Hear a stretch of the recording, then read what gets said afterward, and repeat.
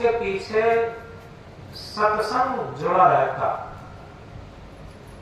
सत्संग से जीवन जागृत होता, या यूं कहें जीवन जागृत होना ही सत्संग है।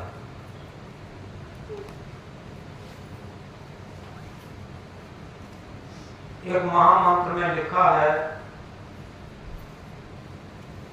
सत्संग की एक घड़ी माला वर्ष 50,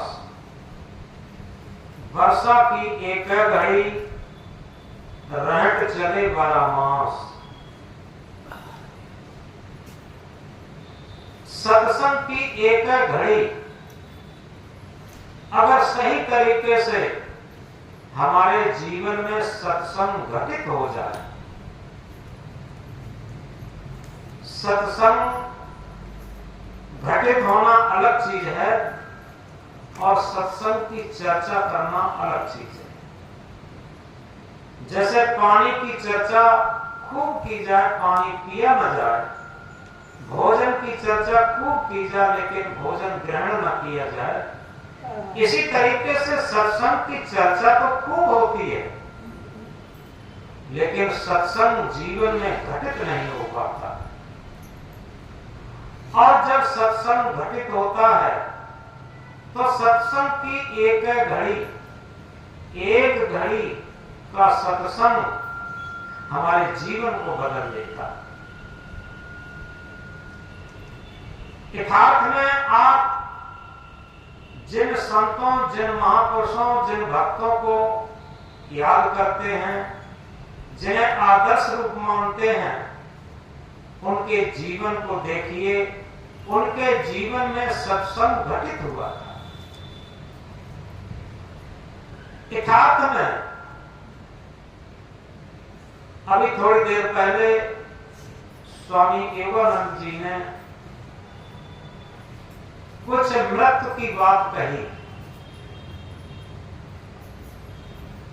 क्योंकि कोई खुशी का माहौल होता है, अक्सर ब्याह शादी होता है तो वहां कोई मौत शब्द प्रयोग नहीं कर सकता। लेकिन सच पूछा जाए, ये सच्चाई से आंख मूंदना होता है, आंख बंद करना होता है। क्यों? ये कहा है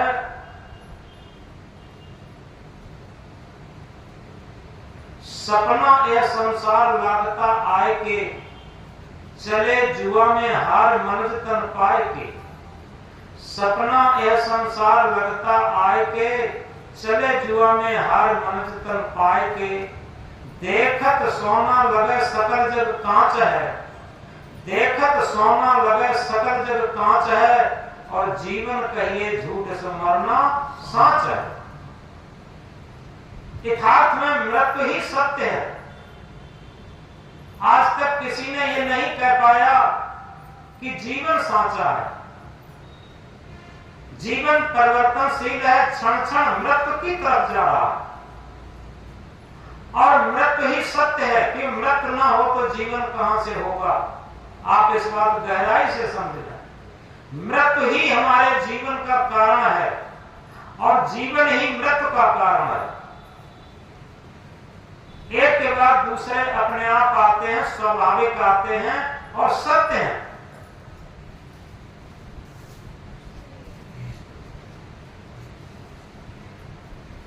एक जगह सदगुरु ने कहा है, मौत प्यारी मौत मेरे सामने आया करे। यथार्थ में सत्य स्थिति आ गई जब मौत प्यारी लगने लगे।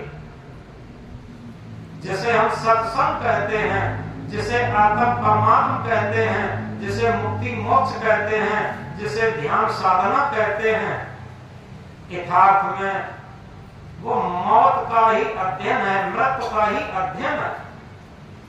अगर सही पूछा जाए, एक सच्चा भक्त मृत्यु का अध्ययन करता है, और जो मृत्यु का अध्ययन नहीं करना चाहता, यथार्थ में उसके जीवन में सत्संग घटित नहीं हो पाता, भले ही सत्संग की चर्चा तो करता रह सकता है, सत्संग की चर्चा तो सुनता है, क्योंकि सबसे पहला सूत्र है सत्संग का, मन को जरा मार लो बस हो गया भजन, आदत बुरी सुधार लो बस हो गया भजन। मन को मारना यानी मन की मृत्यु ही आध्यात्म का जन्म है। मन की मृत्यु ही सही तरीके से पूछा जाए तो मुक्ति का जन्म है, मुक्ति का उद्भव है, मुक्ति का प्रस्फुटन है। हम इसे समझ नहीं पाते, तो इसलिए सबसे बड़ी बात यह है कि अगर जिन जिन महापुरुषों को आज हम याद करते हैं, उन्होंने सबसे पहले मौत का साक्षात्कार किया, क्योंकि केवल मौत हम क्या मान लेते हैं, शरीर की मृत्यु। शरीर की मृत्यु से पहले आप देखें, मन एक सूक्ष्म शरीर है और मन की मृत्यु सच्चा आध्यात्म है। ध्यान में क्या सिखाया जाता है? अगर सही तरीके से पूछा जाए, ध्यान में केवल मन की जितनी भी स्मृतियां हैं वो थोड़ी देर के लिए डिलीट करना सिखाया जाता है। एक संत के पास एक जिज्ञास पहुंचे, उन संत का नाम सुना था। जिज्ञास पहुंचे तो जिज्ञास ने कहा कि महाराज, हम आए हैं आपसे कुछ सीखने के लिए, कुछ जानने के लिए।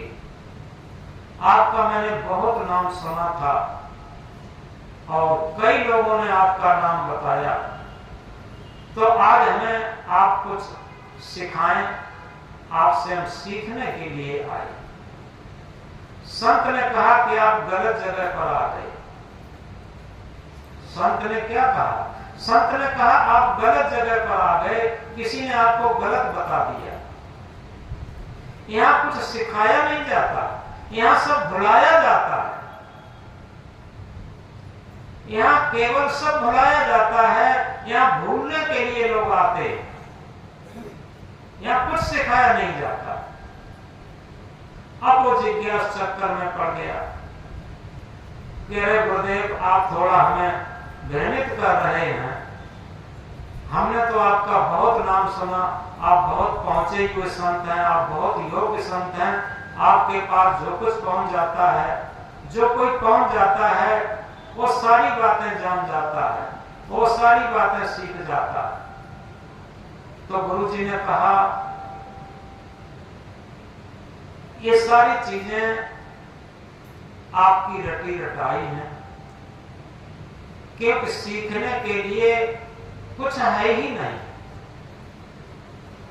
अगर सही तरीके से पूछा जाए, जीवन में जो भी मन द्वारा हमने सीखा है वो असत संसार का है,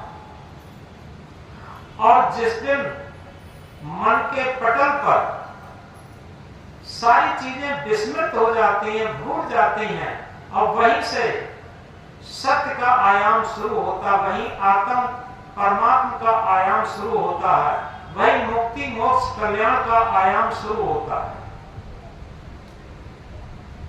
इस बात को सुनकर के जिज्ञास के कुछ समझ में आया, तो उसने कहा, गुरुदेव,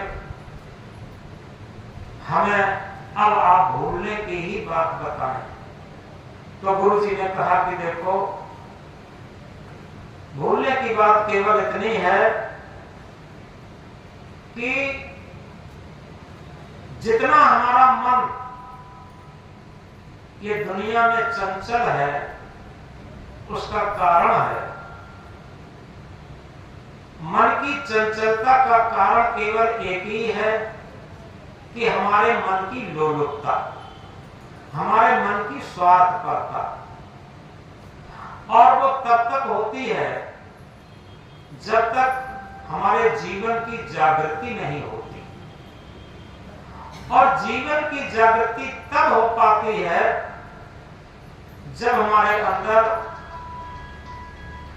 एक जिज्ञासा जागृत हो जाए, एक लगन जागृत हो जाए और एक तड़प जागृत हो जाए।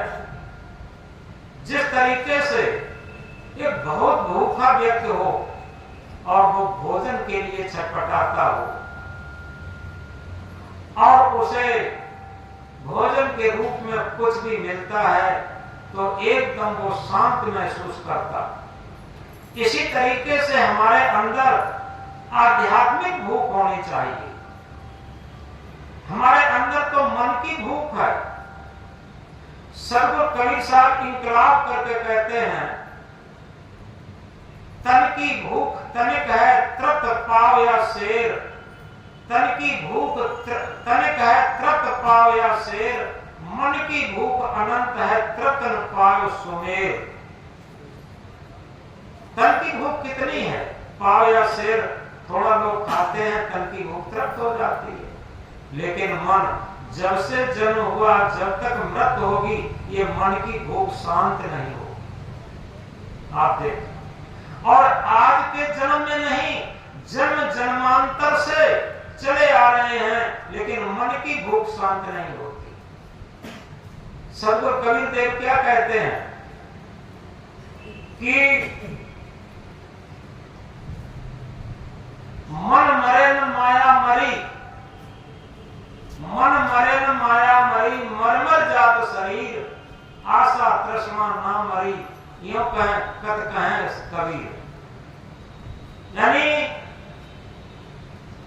ये मन और माया ये मरते नहीं, कभी नहीं मरते, केवल शरीर मरता। और इस शरीर को मरने से हम घबराते हैं और कभी विचार करके नहीं देखे जिस दिन हमारा मन मरना शुरू हो जाए और उसी दिन हमारे अंदर आध्यात्म ज्ञान प्रस्फुटित होने लगेगा, जिसे आत्म ज्ञान कहा। जिसे सदगुरु कबीर देव ने कहा, आत्म ज्ञान बिना नर भटके कोई मथुरा कोई काशी। यथार्थ में आत्म ज्ञान किसी पोथी में नहीं लिखा होता, आत्म ज्ञान अंदर से प्रस्फुटित होता और वो आत्मा के अंदर से ही प्रस्फुटित होता। और वो तब प्रस्फुटित होता जब हमारा मन मरना शुरू हो जाता। सदगुरु कबीर देव ने कहा, मरना मरना सब कहें, मरना लखे न कोई, एक बार ऐसा मरे फिर ना मरना हो। सभी लोग मरना मरना कहते, एक बार जीवन में हम मन को मार करके देख लें। यथार्थ में जिस दिन हमारा मन मरना शुरू हो जाएगा उसी दिन सत्य का उद्घाटन शुरू हो जाएगा, सत्संग का उद्घाटन शुरू हो जाएगा। सत्संग हम बाहर से नहीं कर सकते, ये तो केवल सत्चर्चा मात्र है। सत्संग हमारे अंदर उद्घाटित होता है, मन हमारा जब सत्य में लीन होना शुरू हो जाता है, हमारा मन जब सत्य के संग में लीन होना शुरू हो जाता है, हमारे अंदर सत्संग उद्घाटित हो जाता है। तो जो संत बता रहे थे यहाँ तो सब भुलाया जाता। यथार्थ में अगर सही तरीके से पूछा जाए, हमारे मन के अंदर जितना भी मटेरियल भरा है संस्कार के रूप में, वो संस्कार हमें रात दिन उद्वेगित करते, दुखी करते। हमें और कोई दुख नहीं है। जितने यहाँ लोग बैठे हैं सबको रोटी मिलता है, कपड़ा मिलता है, मकान मिलता है। ऐसा कोई नहीं है आज जिसे रोटी कपड़ा और मकान न मिलता हो, सबको मिलता है। लेकिन अगर हम सही तरीके से अध्ययन करें, हम अपने विद्यार्थी जीवन को जब लें, जब रोटी कपड़ा मकान की कमी थी, हमें पता है उस टाइम गार्जियंस फीस भी देने में आनाकानी करते रहते थे और उस टाइम विद्यार्थी बहुत लगन से पढ़ते थे। उस टाइम सब लोग बड़े सुख अनुभव करते थे। जितना हम लोग मन के आयाम से भौतिक प्रलोभनों में, भौतिक संसाधनों में हमारा मन उलझता गया, उतने ही हम अशांत होते गए, दुखी होते गए और इसी के साथ काम, क्रोध, लोभ, मोह, अहंकार, ये सब विकार बढ़ते गए। जितना हमारे अंदर विकार बढ़ते जाएंगे उतना हमारा जीवन दुखी और अशांत होता जाएगा और जितना हमारा मन निर्विकारी होता जाएगा। सत्संग क्या करता है? हमारे मन को निर्विकारी बनाता, क्योंकि सत्य का संग, जिस तरीके से पानी को अगर दूध के साथ मिला दे तो पानी दूध बन जाता, पानी को शराब के साथ मिला दे तो पानी शराब बन जाता, पानी को विष के साथ मिला दे तो पानी विष बन जाता, पानी को अमृत के साथ मिला दे तो पानी अमृत बन जाता। पानी को जिस जिसके साथ मिलाते गए पानी का वही वही स्वरूप होता गया। ऐसे ही हम मन को काम के साथ मिला दें तो कामी मन हो गया, क्रोध के साथ मिला दें तो क्रोधी मन हो गया, लोभ के साथ मिला दें तो लोभी मन हो गया, मोह के साथ मिला दें तो मोही मन हो गया, अहंकार के साथ मिला दें तो अहंकारी मन हो गया। और यदि सत्य के साथ मिला दें तो सत्संग घटित हो गया। याद रखें, सत्य के संग मन को मिला दें तो सत्संग घटित हो गया। ये चर्चा करने से नहीं होगा, ये मन के पटल से, जो हमने शुरू में कहा था, मन को जरा मार लो बस हो गया भजन, आदत बुरी सुधार लो बस हो गया भजन। बड़ी सरल भाषा में सदगुरु ने बताया कि मन को जरा मार लो बस हो गया भजन। हम दुनिया में बहुत बड़ी बड़ी सफलताएं प्राप्त कर लेते हैं, लेकिन अपने अंदर केवल अपने मन को स्वश नहीं कर पाते। ये सबसे बड़ी कमजोरी है। और जब मन को स्वश नहीं कर पाते तो आज हम देखते हैं कि लोगों के जीवन में भौतिक समृद्धि तो आई, लेकिन आध्यात्मिक समृद्धि घटी। ये सूत्र है। भौतिक समृद्धि जितनी जितनी बढ़ती चली जाती है, आध्यात्मिक समृद्धि जिसे शांति कहते हैं, जिसे आनंद कहते हैं, वो घटता जाता। और वो क्यों घटता जाता? अगर एक लाइन हम दोहराएं और हृदय से दोहराएं तो आपको लगेगा एक क्षण में ही हमें आनंद प्राप्त होने लगा। थोड़ा किसी चीज दोहरा लेंगे, सुस्ती भी हट जाएगी और थोड़ी जागृति भी आ जाएगी। जिसका सच्चे सद्गुरु से संबंध है, उसके जीवन में आनंद ही आनंद है। जिसका सच्चे सद्गुरु से संबंध है, उसके जीवन में आनंद ही आनंद है। जिसका सच्चे सद्गुरु से संबंध है, उसके जीवन में आनंद ही आनंद है। अब सच्चा सद्गुरु कौन है? हमारी अंतरात्मा, जो सत्य आत्मा है, सत्य चेतन है, जिसकी सत्य सत्ता से हमारा जीवन चलता है, वो हमारा सच्चा सद्गुरु है। जिसका मन सच्चे सद्गुरु से संबंध स्थापित कर लिया, यथार्थ में उसके जीवन में आनंद ही आनंद। ये सच्चा सत्संग है। इसके अलावा दुनिया में कोई भी सत्संग हो ही नहीं सकता। ये यूनिवर्सल है, ये सार्वभौमिक है। आप किसी भी मत मजहब के हो, कोई मतलब नहीं रखता। क्या हमारा मन हमारी आत्मा रूपी सदगुरु के साथ साथ रहने लगा? हमारी आत्मा रूपी सदगुरु की आवाज पर क्या हमारा मन चलने लगा? ये विचारणीय सब्जेक्ट है। लेकिन हम तो इतने विकारों के आदी हो गए, मन के गुलाम हो गए। सच बात पूछिए, अभी एक लड़का आया था, वो शायद 7th या 8th क्लास में पढ़ता होगा, और वो अपने पिताजी के साथ आया। शाम का टाइम था, आया तो अब पिताजी हमारे पास बैठना चाहते थे, वो बैठना नहीं चाहता था। पिताजी ने कह के हमारे पास बैठाया और कहा कि गुरुजी, ये हमारा बेटा थोड़ा क्रोधी टाइप का है। तो थोड़ी देर में मैंने अध्ययन कर लिया और हमने कहा कि यह क्रोधी के साथ साथ ये अपनी गलतियों को छिपाने के लिए क्रोध करता है।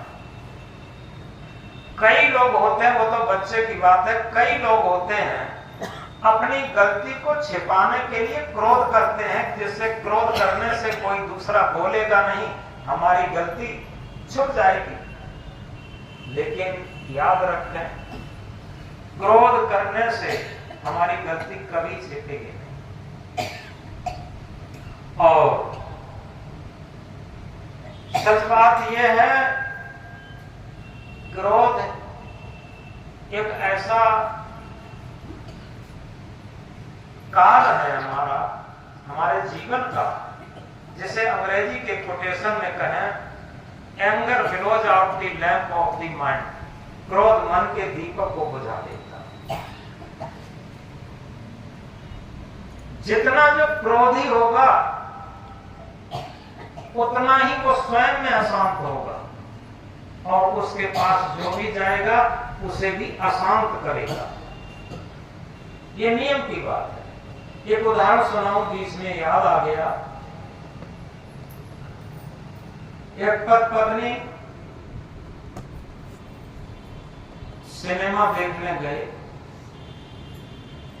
तो सिनेमा हॉल में बैठे थे, कोई पिक्चर चल रही थी, सीरियल देख रहे थे। तो उस टाइम उसके पास छोटा बच्चा था, पत्नी के पास, वो रोने लगा, बच्चा रोने लगा। पति ने कहा कि इसे छुपा ले, और सीरियल अच्छा चल रहा है और ये सब किरकिरा कर देगा, इसे दूध पिला दे, ये शांत हो जाएगा। अब पत्नी कहती है, उसे मैं दूध पिलाती हूं, वो पी ही नहीं रहा है, वो तो रो रहा है, चुप ही नहीं रहा। अब क्रोधावेश में पति क्या कहता है, एक तमाचा लगा कस के, वो पिएगा, उसका बाप भी पिएगा।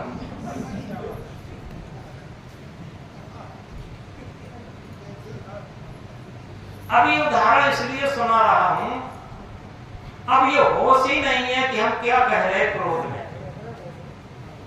और आखिर को अपने को बहुत बड़ा योग भी मानता होगा, पढ़ा लिखा भी होगा। ऐसे ही एक दिन एक पत्नी रात के 10 बजे पति को जगा करके एक गिलास में दूध लेके गई। दूध लेके गई, उठो जी उठो, उठो जल्दी उठो।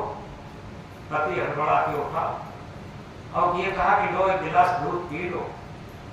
पति ने कहा क्या बात, आज तक तू कभी भी इतना प्रेम नहीं किया, आज जगा करके दूध पिला रही है, क्या बात है?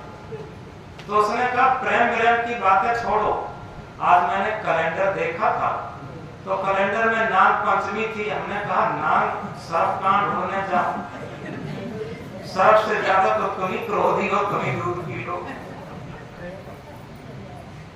तो कहने का आशय ये है, ये सारी बातें हम इसलिए कहना चाहते हैं कि आज हमारे पास धन है, दौलत है, पद है, प्रतिष्ठा है, मकान है, महल है, घोड़ा है, गाड़ी है, वाहन है, सारी चीजें हैं। हमें पता है हमारे समय में विद्यार्थियों को ढंग से चप्पल जूता भी नहीं मिल पाता था, और उस टाइम हम लोग 10-10 किलोमीटर पैदल पैदल चल करके पढ़ लेते थे, और कभी शिकायत नहीं होती थी कि हमें ये कमी है।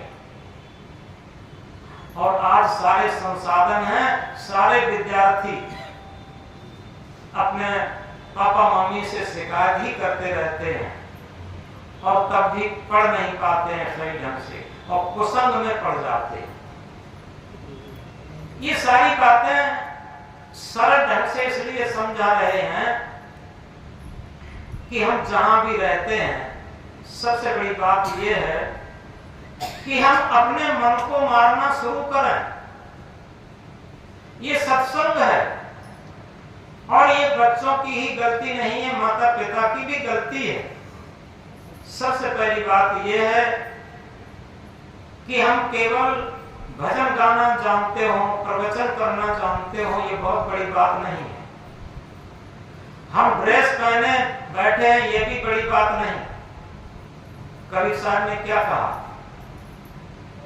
तन को साधु सब करें, मन को करे न कोई, और जो मन को साधु करे सहजे सब सिद्ध हो।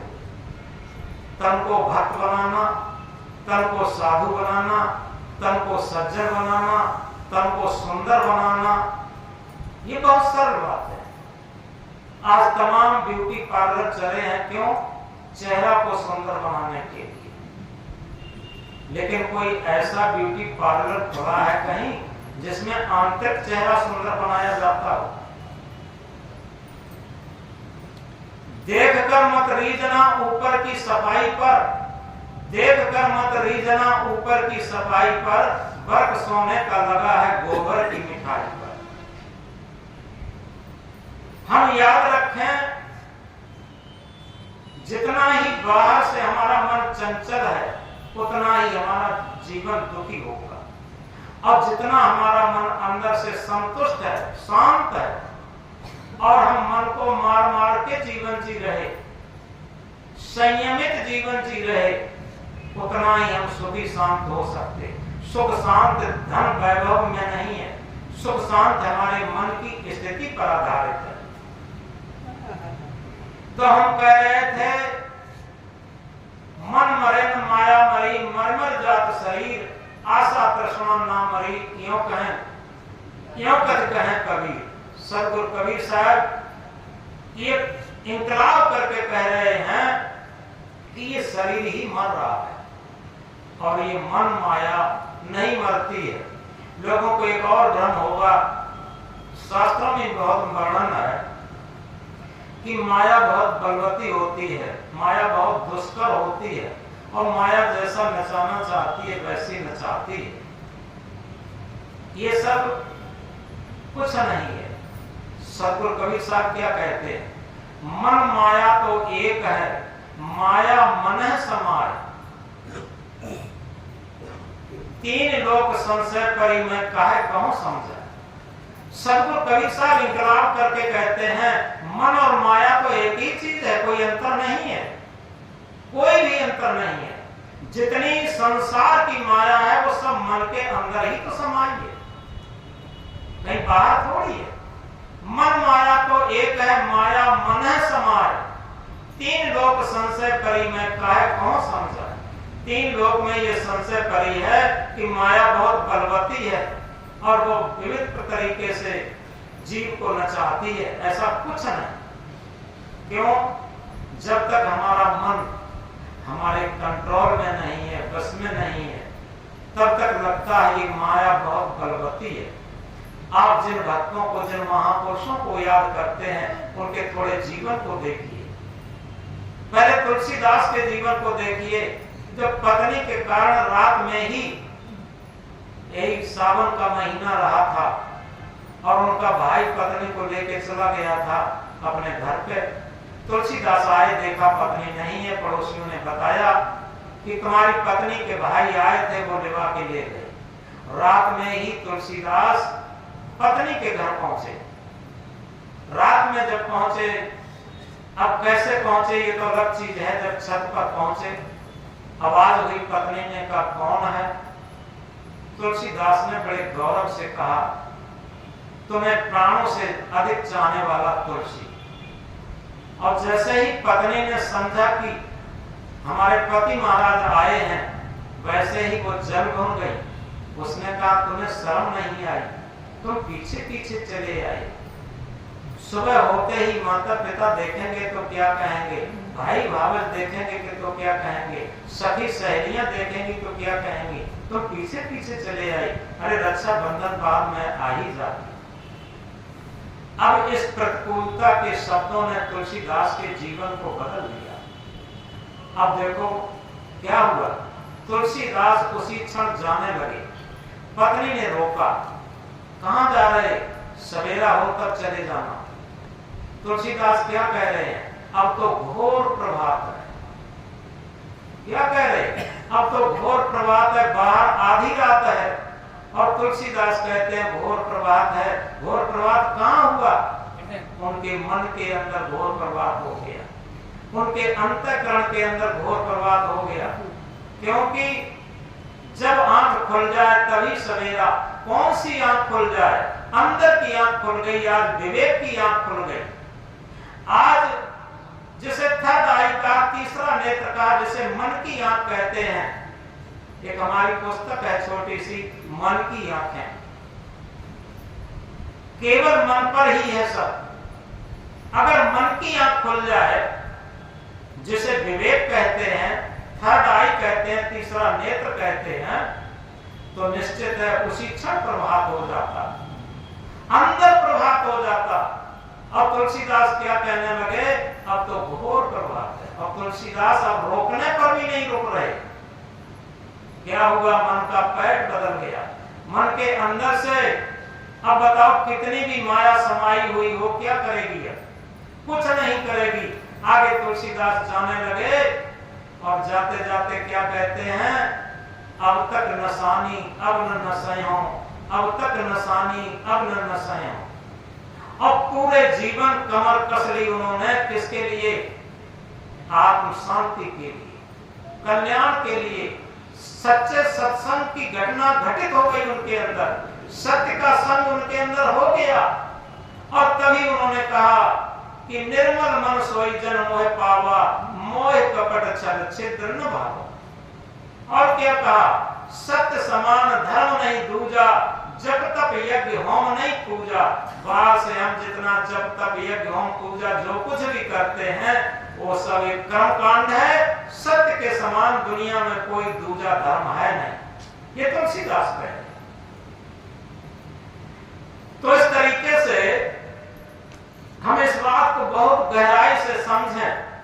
अगर हमें अपने अंदर सत्संग घटित करना है, हमें अपने अंदर विवेक आंख को प्रस्फुटित करना है, तो निश्चित है हम मन को मारना शुरू कर दें। और मन को मारना कैसे शुरू होगा?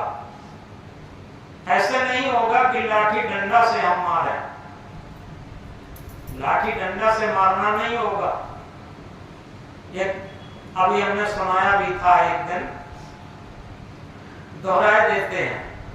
एक घर में एक लड़के की शादी होके आई, बहू आई, तो 2-4 दिन हुए थे बहू को आए। सासू माँ ने कहा कि बेटी बहू, हमें पड़ोस के घर में बुलावा आया है, हमें वहां जाना है और अभी शाम होगी, थोड़ी देर बाद अंधेरा होगा। तुम एक बात ध्यान रखना, घर में अंधेरे को प्रवेश मत होने देना, हमें थोड़ी देर भी लग सकती है पड़ोस के घर में। बहू ने कहा ठीक है माँ आप जाइए, हम अंधेरे से सावधान रहेंगे, अंधेरे को घर में बिल्कुल प्रवेश नहीं होने देंगे। तो सासू माँ चलेंगी पड़ोस में, वहां कोई काम होगा। थोड़ी देर बाद अंधेरा शुरू हुआ, बहू रानी ने सोचा पहले हम फाटक बंद करें कि अंधेरा फाटक से ही तो प्रवेश करेगा। उन्होंने घर का फाटक बंद किया, इसके बाद सब खिड़कियां बंद की। आंगन में जो एक जाल पड़ा था जाली वाला, उसके ऊपर भी ढक दिया कि अंधेरा घर में प्रवेश न कर पाए। लेकिन अंधेरा फिर भी प्रवेश कर गया। अंधेरा जब प्रवेश कर गया, सब साधन जुटा लिए तो लाठी लेकर के बैठी और आंगन में पीटना शुरू की कि अंधेरा डर की वजह से भाग जाए। लेकिन बहुत देर पीटती रही, उनके हाथ में छाले भी पड़ गए। सासू मां देर से आई, किवाड़ खटखटाए। बहू ने किवाड़ खोले और जैसे ही किवाड़ खोले देखे क्या हाथ में डंडा लिए बहू रानी बैठी हैं। सासू मां ने कहा कि बेटी क्यों, क्या हुआ? अरे मां क्या बताएं, आपने कहा था अंधेरा न घर में आ पाए और इसलिए मैंने सारे प्रयास किए। पहले फाटक बंद किया, इसके बाद सारी खिड़कियां बंद की और इसके बाद ऊपर जाल था वो जाल भी बंद कर दिया और तब भी कितना ढीठ अंधेरा, और वो तब भी आ गया। माना नहीं तो मैं लाठी लेकर बैठी, शायद लाठी की डर से भाग जाए। और लाठी पटकते पटकते देखो मां मेरे हाथ में छाले पड़ गए, लेकिन वो अंधेरा इतना ढीठ को गया ही नहीं। सासू मां ने कहा कि बेटी ये अंधेरा भगाने का तरीका नहीं है, चलो हम बताएं आज तुम्हें अंधेरा भगाने का तरीका। एक डिब्बी रखी थी जिसे दीपक कहते, वही एक माचिस रखी थी। तो मां ने कहा कि बेटी देखो इस माचिस को उठाओ और एक तीली निकालो और तीली जलाओ। तीली जला के इस दीपक की बाती में लगाओ। जैसे ही बाती में वो तीली जलती हुई तीली लगाई, दीपक प्रज्वलित हो गया। दीपक प्रज्वलित हो गया, अंधेरा भाग गया। सासू मां ने कहा कि बेटी देखो अंधेरा भाग गया नहीं भाग गया। दुनिया में एक सार्वभौमिक नियम है, शाश्वत नियम है, यूनिवर्सल नियम है। अंधेरे को भगाने के लिए किसी औपचारिकता की जरूरत नहीं है, किसी कर्मकांड की जरूरत नहीं है, केवल और केवल प्रकाश की उपस्थिति की जरूरत है। अब सासू मां ने आध्यात्म में बताया कि बेटी इसी तरीके से जैसे बाहर घर में अंधेरा आ जाता है, हम लाठी डंडा लिए बैठे रहते हैं, ऐसे ही हमारे अंतःकरण में, हमारे मन में अज्ञान का अंधेरा प्रवेश कर जाता है। और अज्ञान के अंधेरे के लिए हम गंगा नहाते हैं, तीर्थ करते हैं, व्रत करते हैं, कांवड़ चलाते हैं, नेजा चढ़ाते हैं, क्या क्या नहीं करते, यज्ञ हवन करते हैं, सारी चीजें करते हैं। लेकिन एक चीज नहीं करते हैं, अपने अंदर ज्ञान का दीपक नहीं जलाते। जब तक हम ज्ञान का दीपक नहीं जलाएंगे, और वो भी किसी प्रज्वलित दीपक से, जैसे एक प्रज्वलित दीपक हो और उससे हम दीपक को स्पर्श करा दें तो वो भी प्रज्वलित हो जाएगा। इसी तरीके से किसी संत सदगुरु जो प्रज्वलित दीपक है, जैसे बुद्ध ने भी अपनी भाषा में कहा है अपदीपो भव, हम अपना दीपक स्वयं बने। तो प्रज्वलित दीपक के अगर हम सही तरीके से सानिध्य में आकर के उनके बताए हुए आदर्श पर चल करके और अपने जीवन को प्रज्वलित कर लेते हैं, अपने अंदर विवेक ज्ञान को जागृत कर लेते हैं, विवेक का दीपक जागृत कर लेते हैं, तो हमारे अंदर का अंधेरा भाग जाता है। तो अज्ञान अंधेरा ऐसे नहीं जाता, आप बाहर से कितनी भी औपचारिकताएं करते रहें, जब तक हमारे अंदर विवेक का दीपक प्रस्फुटित नहीं होगा। और इसीलिए सदगुरु की महत्ता है। सदगुरु किसी शरीर को नहीं कहते, किसी प्रज्वलित दीपक को कहते, जिसकी आत्मा प्रज्वलित है। तो इसीलिए कहा है सदगुरु की महिमा अनंत, अनंत किया उपकार, लोचन अनंत उघाड़िया, अनंत दिखा बना।